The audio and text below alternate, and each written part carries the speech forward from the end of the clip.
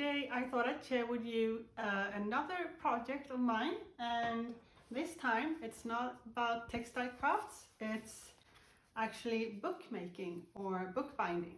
So I made this just yesterday actually, and it's a traveler's notebook, and I thought I'd show you today how to make one of the inserts like this. And you can do them in multiple ways. So it's quite easy, and I thought I'd share with you the steps to go through that. So you can make them look super nice. These aren't completely finished, but a nice paper on the top, and just fill it with whatever you find interesting. And you can actually find some good things online to print. People posting their own printable versions for free and to buy, of course. And then you can just assemble your books, print it out and assemble your books. So these are some printed versions I got from someone online. I will put that in the description down below. And then I didn't really, when I looked, I had a specific idea. I couldn't find anyone who made exactly what I would like to have. So I actually made my own. It took a lot of time and work to put together, but I did it in a Word document, and with some thinking, I managed to do a calendar or journal. Because this year, this upcoming year, I am planning to step away from my previous planning method. I have been working with the bullet journal system for the last few years. I started in 2018, and for me it has been enough. I know some people go through at least 2 of these books during a year. For me, I have been using them, like 1 book is enough for 1 year. I'm not that person to make super advanced lists and write a full page every day or something. I do my weeklies and some lists and stuff, but 1 book has been enough. So these are the last year's worth of it, and this year, that's we're still in 2022, I worked with the smaller version of this. So I bought the Leuchtturm 1917, this one, but I bought it in the A6 version, so slightly smaller. It's not here right now, but I've been working with that and found the size really convenient. It's easy to have just in the handbag without having it weighing too much, and also I found that I actually use the space I have in that book also, and I don't have to do as much as I write as much, and I don't have to feel the pressure to fill it up also. So it has been working really well for me. And if you don't know, bullet journaling is all about making your own journal. So I've spent a lot of time doing my weekly plans and tracking and doing decoration of different sorts, and it's a big project. And this year, since I started doing this channel, and it's called My Creative Lifeline, and it's because I got to a point where my life overwhelmed me and I wasn't feeling well anymore. And being creative is still one of the things that gives me energy. So, but still, you need to take away to the big parts of the musts that you have. You can't have everything and all the expectations on yourself. So being able to downsize that a bit, this is the idea for this year. And as you might have noticed, The plan is that I won't have to draw out every single month and every single week, but instead I can use this and then decorate around it if I'd like to. But if I don't have the energy for it that week, it's not the end of the world, because the weeks are there, the months are there. Because lately I've found that coming towards the end of a month, then I'm lacking the energy to start the next month, or I realize, oh, I need to write this somewhere and I don't have the place to put it, or have the energy to do what's needed for the next week. And bullet journaling should be based on feeling motivated, and it's not the feeling of must. So I will try this and see. It's like taking a step back and going back to the classic calendar system that I've worked with for many years before. And I work as a teacher, or up until now I worked as a teacher, and during those years and also my school years before, I've had a classic teacher calendar, like the spread per week, noting things down and tracking things. And then I found the bullet journal system, and I felt like it was spoke to the creative part of me, doing what I found would work for me, and not just work with the things that I really wanted to do. I really liked it, but also now then to take away some of the stress and the feeling of must.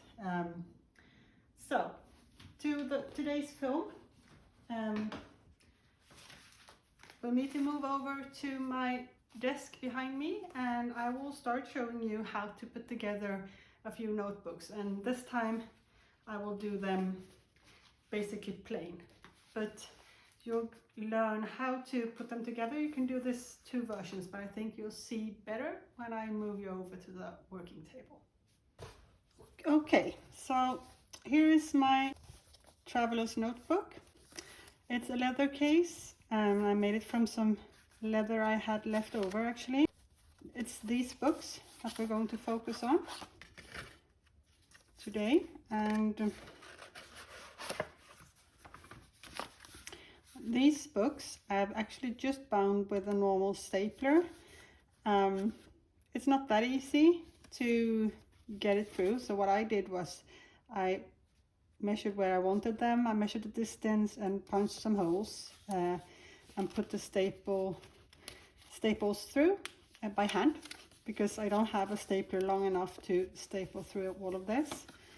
But that's the last step you'll do, so we'll work our way up into it, and then this is the other version, as you'll see. It's a sewn book, so I actually used like embroidery floss and sewn it together. So inside it's tied together, and it's actually holds up really well. So I will show you both versions. So as you can see, I have these really nice papers on the outside, so we can start by going through a bit what materials you will need to make a notebook. The covers, they don't have to be any particular, but I like having them in a little bit of a cardstock thickness to the paper.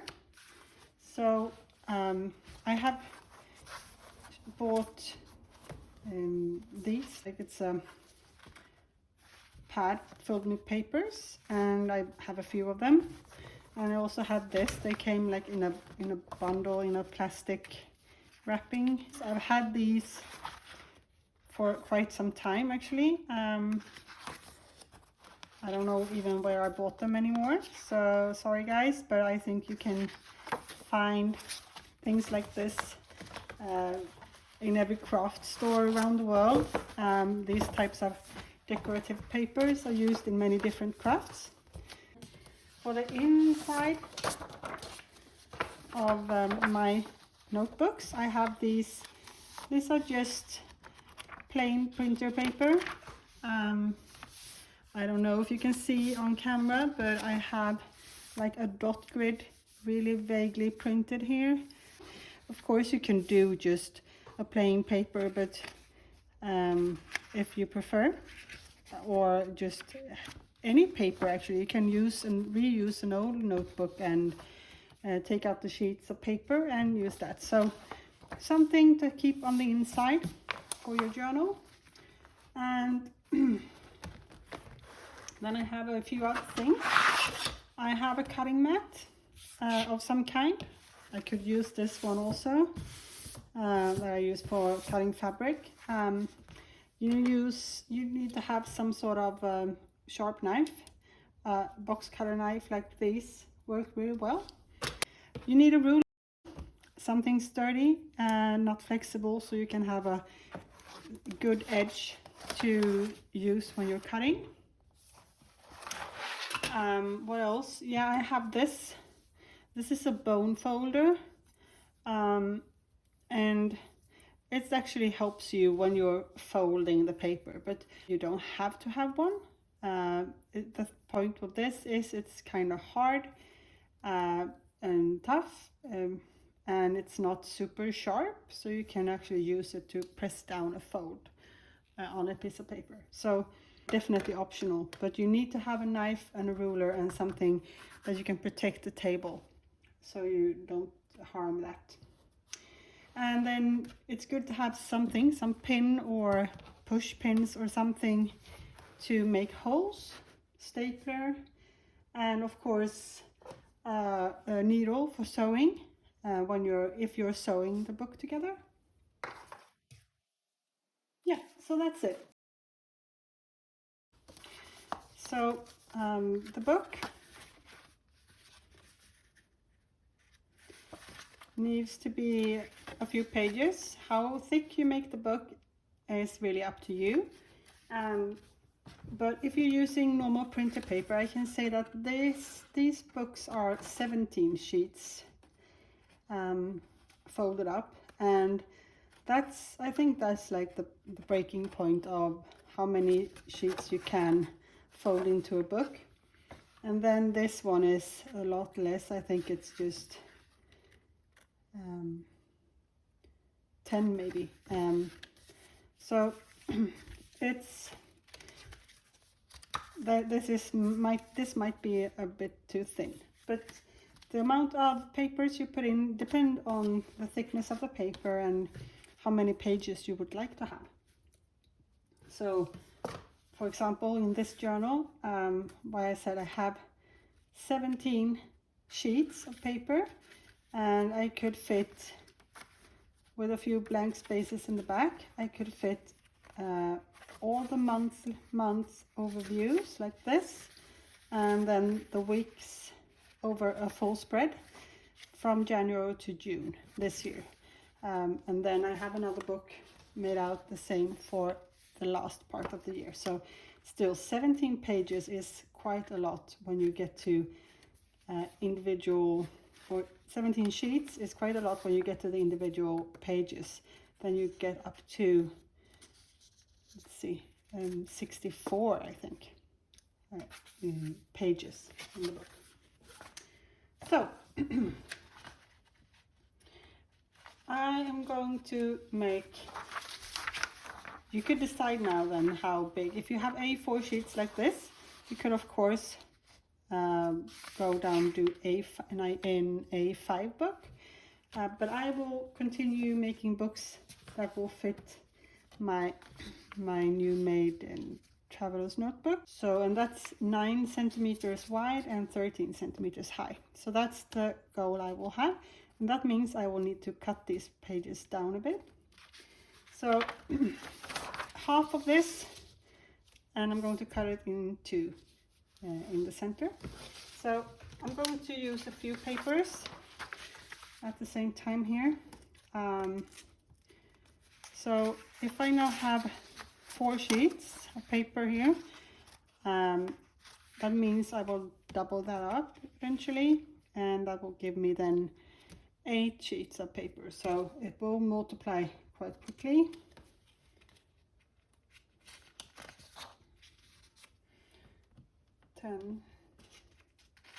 Let's go for 12 sheets in one notebook. Or 14, yeah, 14. So, so what I need to do now is find the center of this, and you can of course do that. I usually just do the easiest way, and that's folding, at least the top one. Now I'm just pushing down on the corners here, just to have like a line, some guideline. And now of course being super careful with not having the paper slide around. Some people use clips of some kind to make sure the papers are stacked perfectly.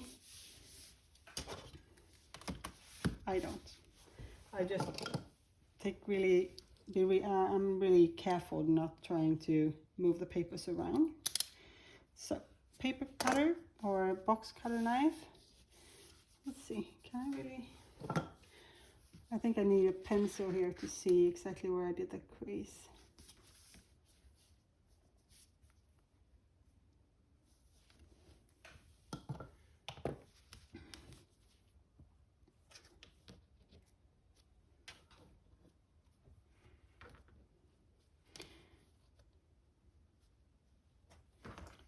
Okay, so there's one rule cutting paper, and it's don't press down too hard. Go multiple times instead.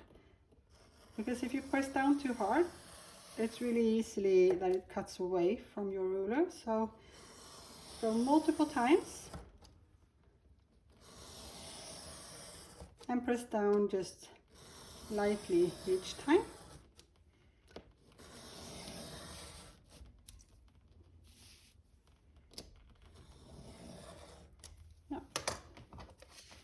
And then you get nice cuts without the paper fraying.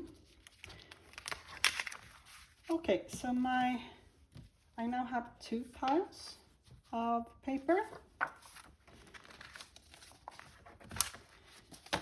And this time I should now have 14 sheets.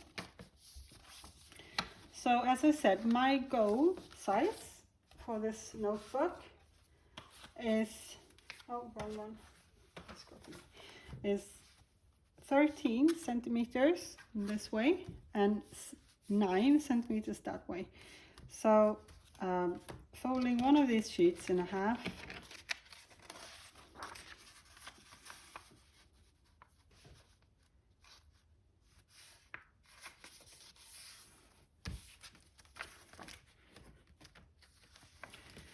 makes an A6 book, and that's a little bit wider and a little bit taller. I think it's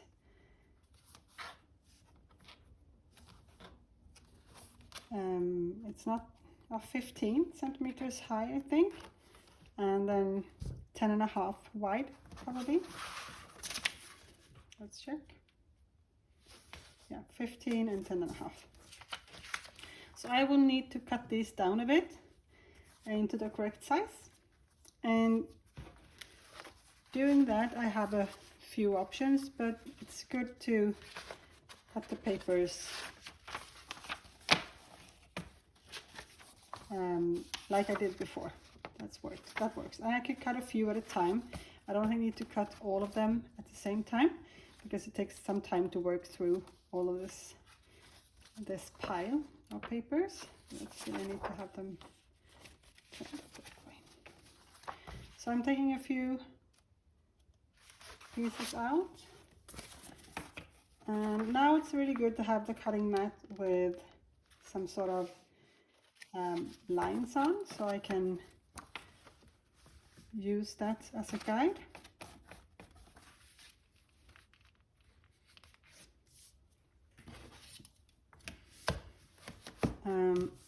So I'm going for 13 centimeters here now.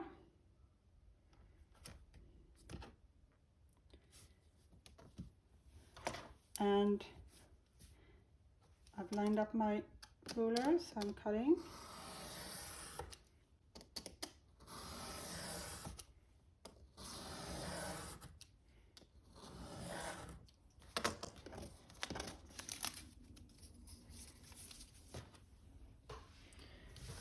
And then I need to turn my paper and cut it down this way too. And since this paper, it has a slight print on it, I will actually cut away from both sides a bit.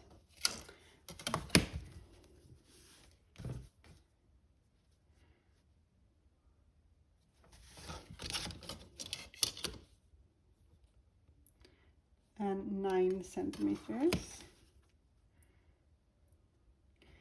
So at this point I'm actually using the teeny tiny dots that I had on this one to kind of guide me.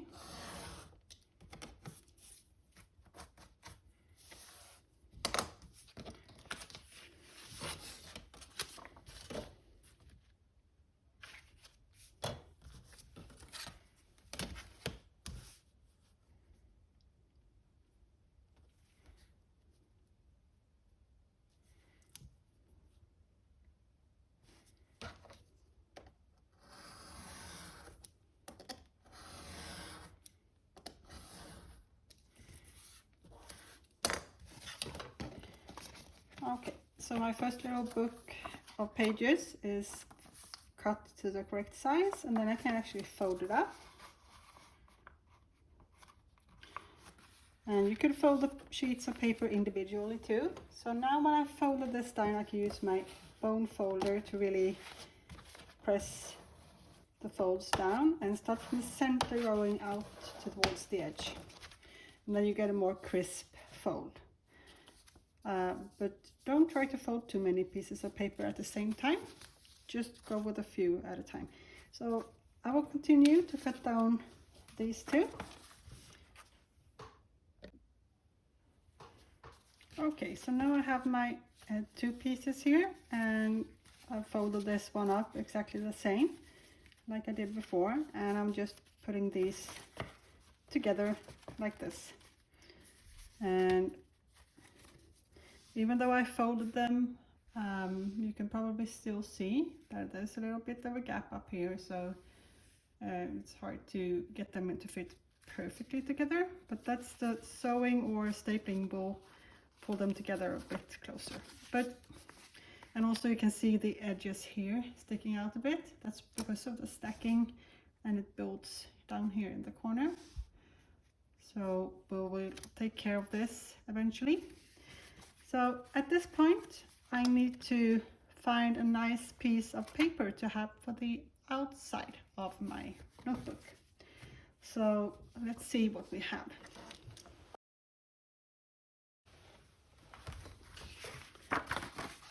This one could be a really nice one. I actually have enough of that one, but let's see if I have something else. Also, I like this one too.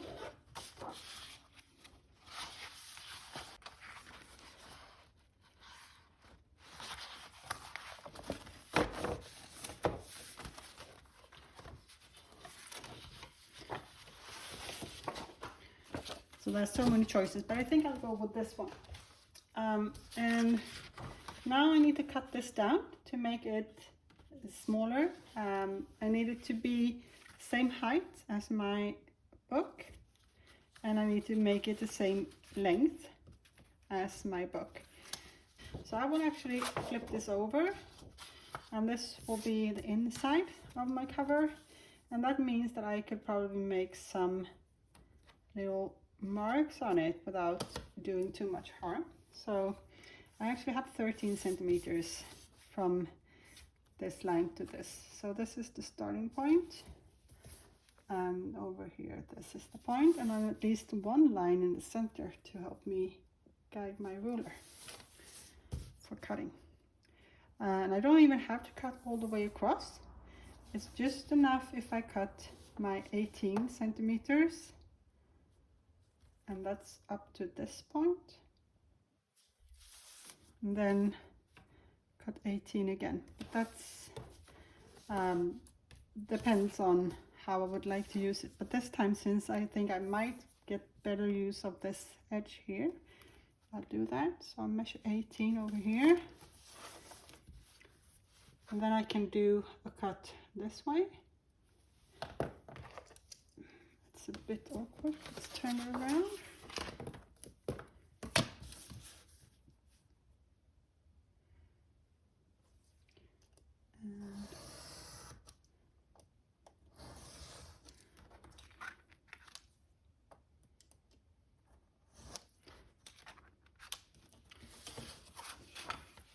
And again, do a few cuts, even if you only have a single layer of paper.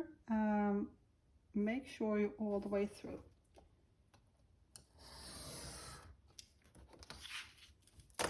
And with a sharp knife, one cut is usually enough. So what I thought would be worth mentioning is that this doesn't have like an up and down position to it. Most papers don't, but like this one, for example, I had to make a decision on whether to have the lines going horizontal or vertical. So you still need to think a bit before you cut how you would like to place the cover on your notebook. So before we just fold it, we can help it to fold a bit more easily, and that's by making a crease. So 9 centimeters this time. I can take this one back.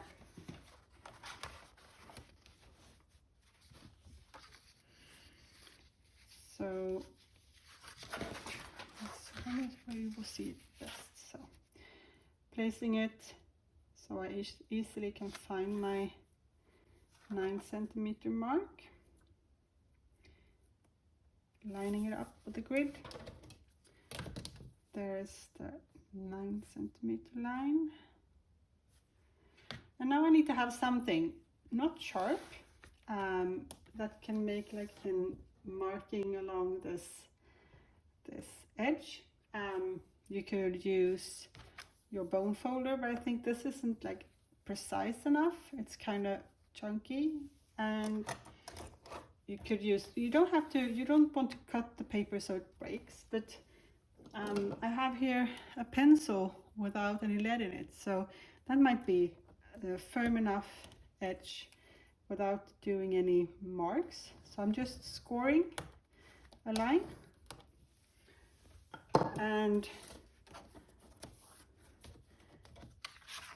we have like a push down line here, and that will actually help my paper folding and creasing there.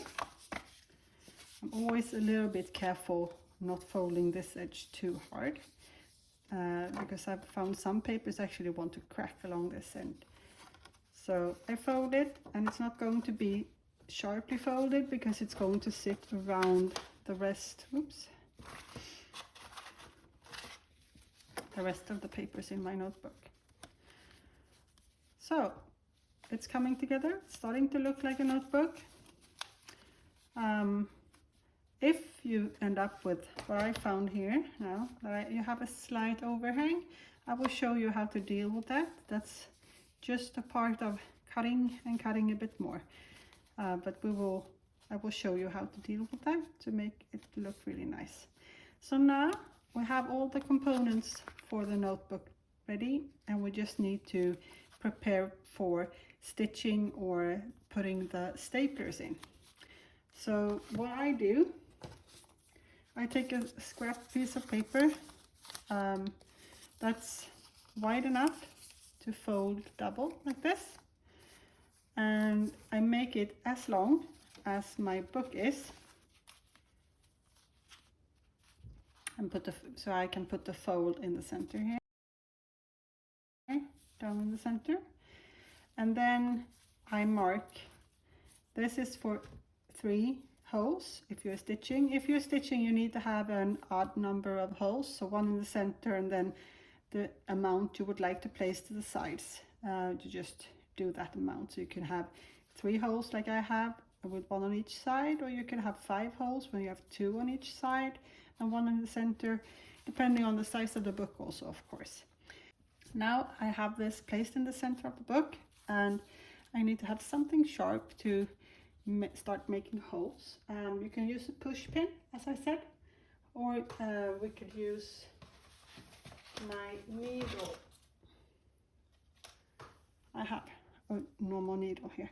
So you could have this folded slightly and just push down towards your cutting mat.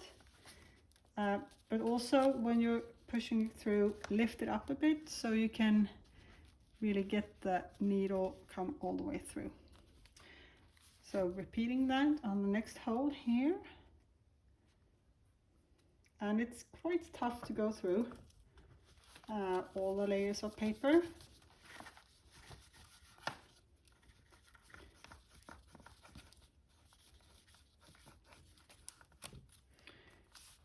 If you'd like to hold it towards the table all the time, you need to have like something softer underneath so the needle can go through into, because this is it stops here, and then just the edge of the needle that comes through.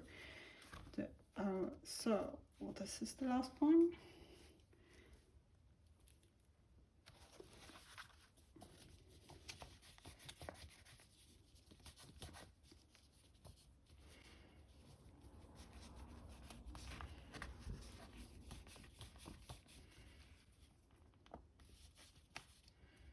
So I now have, I can remove this, and I now have my 3 holes, and they are all centered together, so I'm ready for sewing.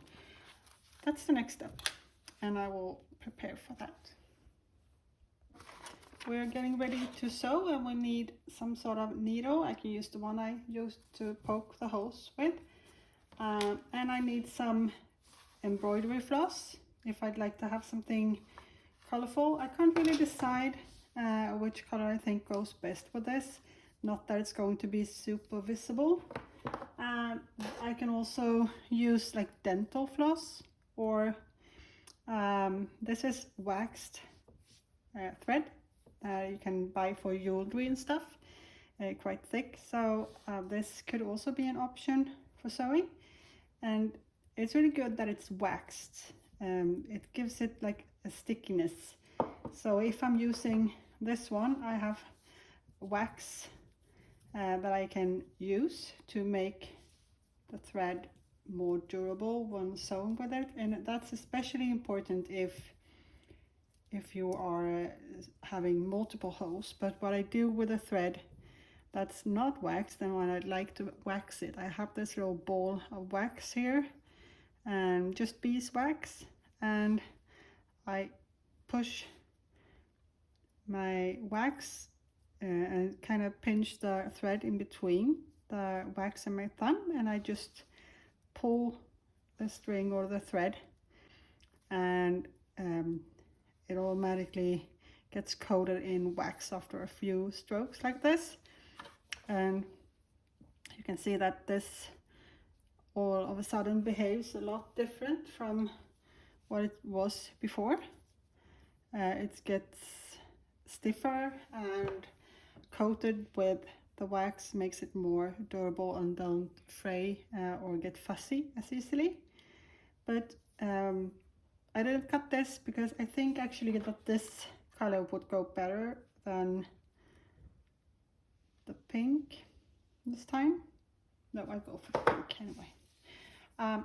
So what you need to have roughly 3 times the size of your book, or the length of your book, or at least 3 times the length in between your holes. So I'm measuring 1, 2, 3, and then cutting the thread with scissors, or if you're careful, you can use some other sharp thing, of course.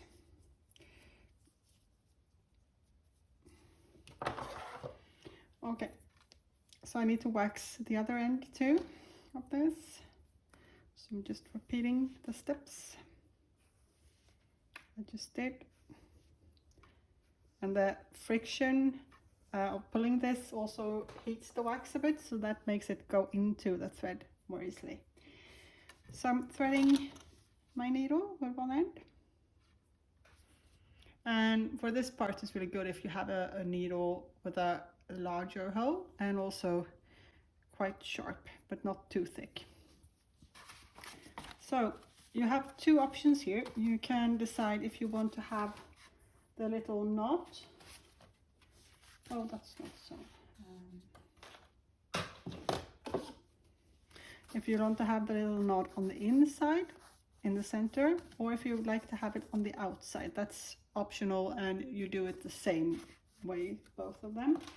I think I will have the knot on the inside, and the knot is where you start. So I will start at the center hole in the inside of my book and push through almost all the thread going through. I'm leaving just a little bit, and this end I will need to have left to tie a knot, so I need to have this long enough for the knot. And then I go from this side into either that or that hole. I just pick one, doesn't matter which one you go through. Okay, so coming back on the inside.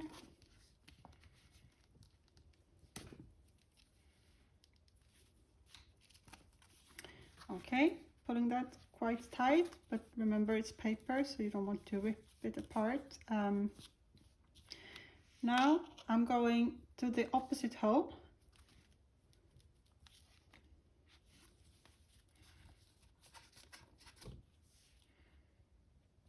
And the last stitch, since this is just 3 stitches, I go back into the center hole in the back.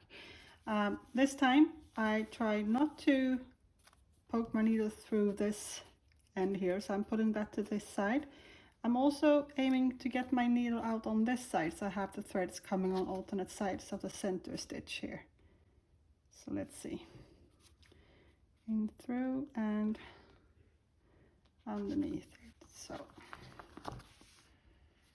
okay, so I'm tightening the threads a bit, and as you can see, 3 times the length gave me quite enough to do my knots, but I could have done multiple stitches and that might have used more thread. So I'm tying a knot here, and since I have waxed the thread, it actually kind of sticks together and gets quite firm.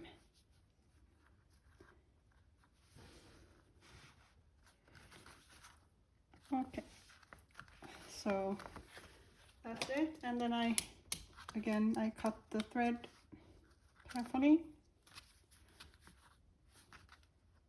Almost cut myself, so be careful. And that's, I usually just push this down and roll it a bit, and then you have it like almost invisible, the knot. So there you have it, 1 stitched book. I will show you the version and how I do a stapled one too, but we have a few more steps, but almost done. So let's see, I prepared a staple one here using this pretty cover, and what I do then, I can of course use this type of template again, the same I've used before, like, sorry, this is the correct side, and make marks where I'd like to put my staples, these little things, you know. So the reason why I've cut these out is because at least my stapler, it's not long enough to go all the way into the center. So what I do is I take the inner sheet here, and then I use my 1 staple like this, and I try to place it on the spine where the fold is and push it through, and try to decide, like, I think 2 is enough on a book this size. So I try to decide roughly where to put it, and I just place it on the fold and basically use it as a pin for this push it down into the cutting mat, and then I repeat this on this side, trying to get it to look quite even though these won't be very visible either. Okay, so now I have my holes, and I can put this back into the notebook. And I think, because it's quite tricky to push this through all the way, so I do the same as I did before. I push this down and go through all the way with the needle to make a real hole. And then I repeat it in all the holes.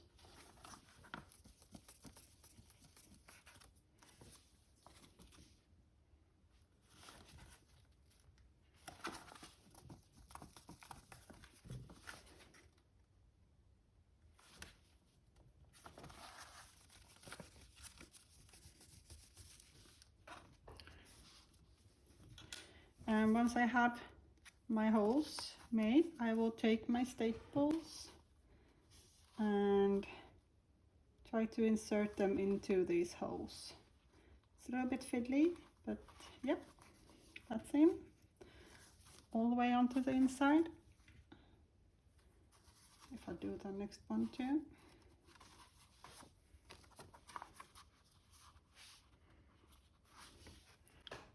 Hold it up so you can see. I know they are so tiny and my hands are so big, so I'm just trying to get them in. And that one's in too.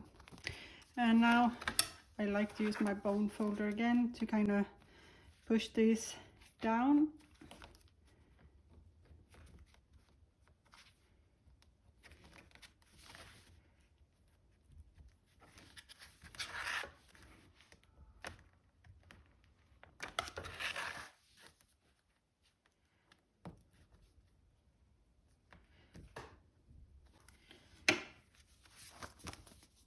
Okay, so there you go, we have our stapled edge instead. A bit more work than using a stapler, but it works. And if you don't want to invest in a larger stapler or a longer stapler, then this is a really good version. What we have left now is, as you can notice, these books are quite open. And if you look at my finished notebooks, they don't, even if they contain more paper, they don't stay quite as open as the other ones. They still pop up, but not as much as these do. What we need to do now is to put them under some pressure. So that's what I did with these. I placed them underneath something really heavy and left them there overnight. And I could probably have left them longer than just overnight to kind of stretch the paper out and make it stay folded more neatly. But it's a big difference between these two books and these. It kind of relaxes the fibers in the paper when you have it under pressure and makes it stay down better. But as you can see, these edges are flush with the edge of the cover. So that's the next step. And that involves a lot of cutting again. So what we do is, and it could be an idea to do this after you have them under pressure for a while. So, and also this edge here that I said was a little bit too long. So what I'll do to start off, I think, is to cut this edge here. So I'm lining up my ruler along the edge of my nice cover, and then just as I did before, trying to cut following my ruler, and this time it's a little trickier just because it's mostly these slivers of paper coming off. But remember, push down gently and go over it multiple times rather than putting a lot of force into it. The knife likes to slope in one direction or the other, so it's harder to get a perfectly straight cut. But I think that's enough.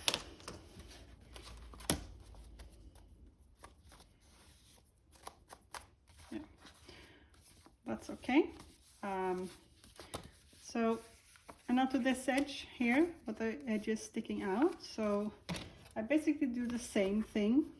I fold the book up really well and place my ruler along the edge of my cover, and then I start working my way through.